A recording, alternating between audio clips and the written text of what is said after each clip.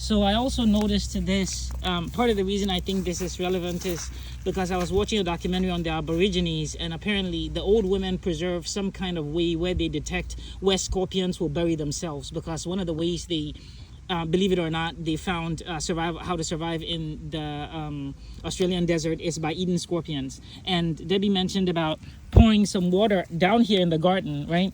And she didn't bury anything. I bury my compost in my backyard, and whatever the thing is that lives under my shed comes out to dig it out almost every night, unless I put a lot of dirt on it.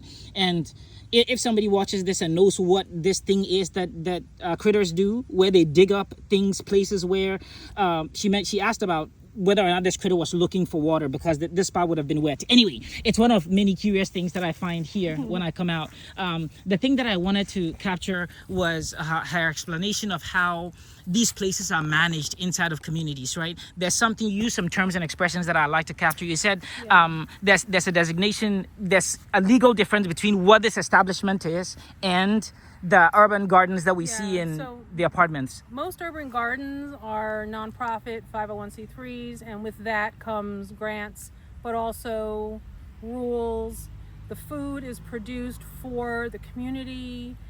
A lot of schools come through. It's a very different setup than a private community garden here, although the land is not private, the gardens are private. And some folks here use the produce to feed their families and their extended families. I myself feed myself, Charles, my other neighbors, and I bring it into the office and share. And we have a weekly farmers market in my office that everyone partakes in and loves it. And if this were a legit kind of urban garden nonprofit, we wouldn't have the flexibility we have. We wouldn't be able to grow what we want, where we want it, how we want it. We are completely organic, no pesticides besides diatomaceous earth, which is organic. And that's why some plants don't make it and some things fail, and I just don't continue to grow it if it doesn't work for 2 years. I try for 2 years. But yeah, so there's some beautiful gardens, there's some corn growing. Yeah, it's just lots of sunflower plants. Sunflowers. Yeah. All these sunflowers came up from last year's seeds that were just in the dirt. The thing that I find value in as well is what you said about the limitations on how these farms are actually managed in a classification as an urban garden versus the arrangement that we have here.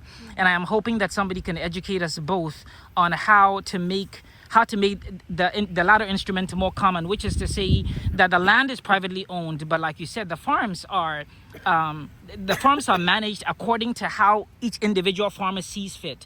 And in that, I feel like I said you are preserving your own cultural understanding of how farming gets practiced, because the next farm might be a Korean person. And you mentioned about somebody putting leftover glass and shards in their lot.